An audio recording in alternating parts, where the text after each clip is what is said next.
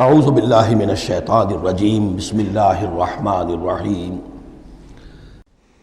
انہ لقرآن کریم، یہ قرآن ہے بہت باعزت۔ تم نے کتنی قدر کی ہے اس قرآن کی، سوچو کیا قدر و قیمت اس کی سمجھیے۔ اس پہ ایک زندگی نہیں، اللہ ہزاروں زندگیاں دے اور وہ زندگیاں انسان لگا دے اس قرآن پر، تب بھی اس کی قیمت ادا نہیں ہوگی۔ انہ لقرآن کریم، اور یہ جو اصل قرآن ہے کہاں ہے؟ فی کتاب مکنون، یہ تو چھپی ہوئی کتاب ہے، ہم پڑھ چکے ہیں۔ انہ فی ام الکتاب لدینا لعلی حکیم، یہ تو ام الکتاب کے اندر ہے جو ہمارے پاس ہے، وہ ام الکتاب جس کے بارے میں پھر سورہ بروج میں آپ دیکھیں گے بل ہوا قرآن مجید فی لوح محفوظ، وہ لوح محفوظ میں ہے۔ یہاں فرمایا فی کتاب مکنون لا یمسہ الا المطہرون، اسے چھوتے ہی نہیں، چھو ہی نہیں سکتے مگر بہت پاک، بالکل پاک مخلوق ہے، فرشتے۔ کلا انہا تذکرہ فی صحف مکرمۃ مرفوعۃ مطہرۃ بایدی سفرۃ کرام بررہ، یہ تو ان فرشتوں کے ہاتھوں میں ہے، وہ فرشتے اسے چھوتے ہیں اس کتاب کو کہ جو کرام بررہ فی صحف مکرمۃ، بڑے ہی باعزت صحیفوں میں ہے وہ، فی صحف مکرمۃ مرفوعۃ مطہرۃ ایدی سفرۃ، ان لکھنے والوں کے ہاتھ میں ہے وہ کرام بررہ، جو کرام ہے بڑے باعزت ان فرشتوں کا۔ تو لا یمسہ الا المطہرون۔ ویسے اس آیت سے ایک حکم نکالا فقہا نے کہ قرآن کو چھوا نہ جائے ناپاکی کی حالت میں۔ اگر ناپاکی بڑی ہے، جنابت ہے، پھر تو چھونا کیا، پڑھنے کی بھی اجازت نہیں، زبان سے اپنے حافظے سے بھی پڑھنے کی اجازت نہیں۔ لیکن اگر چھوٹی نجاست ہے تو آپ زبانی پڑھ سکتے ہیں، یعنی جس میں وضو کی حاجت ہوتی ہے، لیکن چھونے کے لیے وضو ضروری ہے۔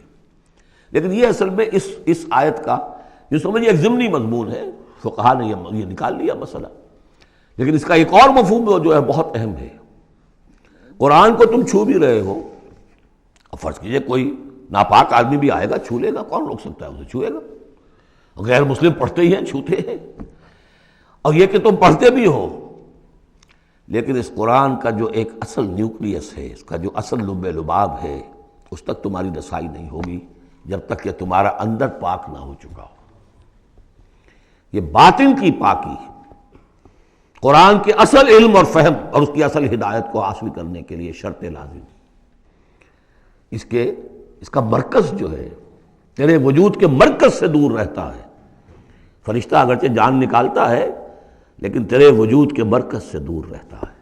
قرآن کا بھی ایک وجود کا مرکز ہے، اسی لیے کہا ہے سورہ حدید میں پڑھیں گے ہم هو الاول والآخر والظاہر والباطن، اس کا ایک ظاہر ہے، الفاظ ہیں، اس کی آپ نے نحوی اور صرف کی بحث کر لی، مطلب یہ ہے روایات پڑھ لی، اس کی ایک روح باطنی ہے، اس تک رسائی نہیں ہو سکتی الا المطہرون، اس کو چھو بھی نہیں سکتے وہ لوگ مگر وہ لوگ کہ جو پاک ہو چکے۔ اسی لیے نوٹ کیجئے، چونکہ وہ مضمون اب آ چکا ہے، ایک مرتبہ اور آگے آئے گا سورہ جمعہ میں، 3 مرتبہ آ چکا ہے۔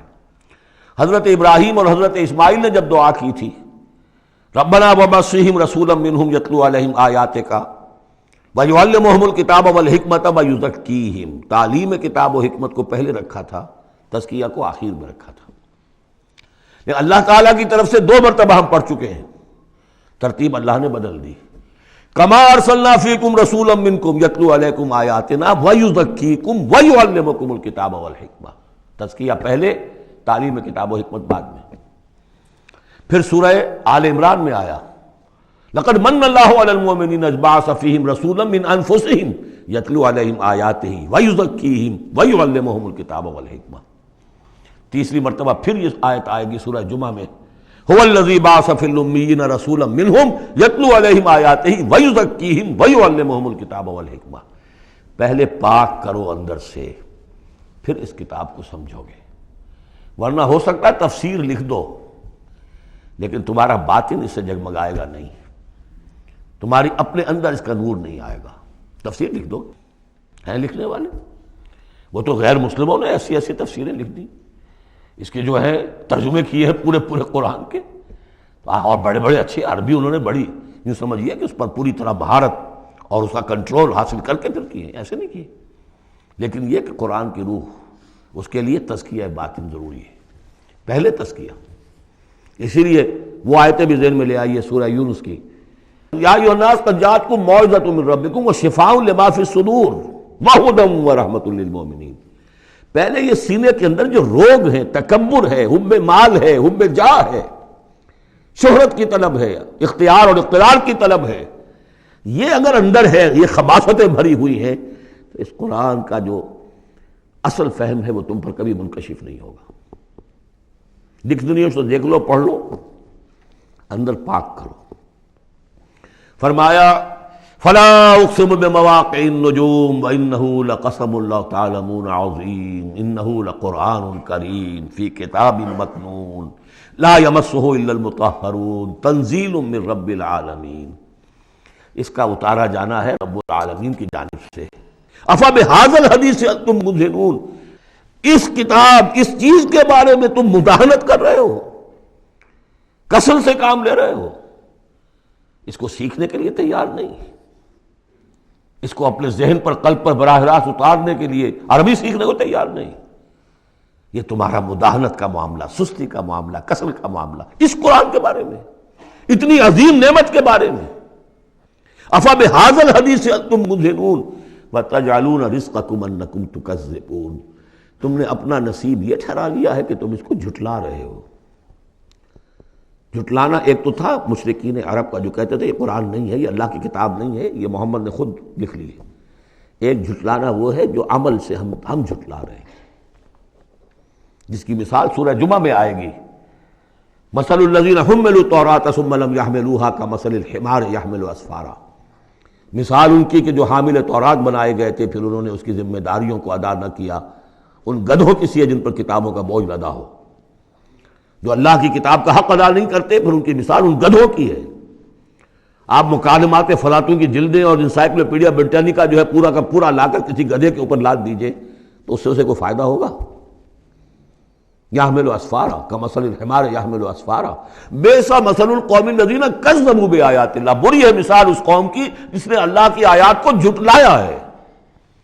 حالانکہ یہودیوں نے تورات کو کہ انکار تو کبھی نہیں کیا، ابھی تک سینے سے لگائے ہوئے ہیں جیسی بھی کچھ ہے ان کے پاس۔ تو عملی تکذیب یہ ہے، ما آمن بالقرآن من استحل محارمہ، جس نے قرآن کی حرام کردہ کسی شے کو اپنے لیے حلال ٹھہرا لیا، اس کا قرآن پر کوئی ایمان نہیں۔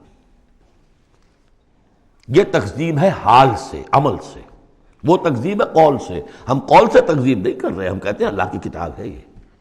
ہمارا عمل دیکھیں، کیا اس قرآن کو تم نے پڑھا، سمجھا، اس کے لیے زندگی کا کوئی وقت صرف کیا؟ معمولی کیریئرز کے لیے 20 25 سال کی تعلیمیں ہیں جو آج کل انسان حاصل کر رہے ہیں۔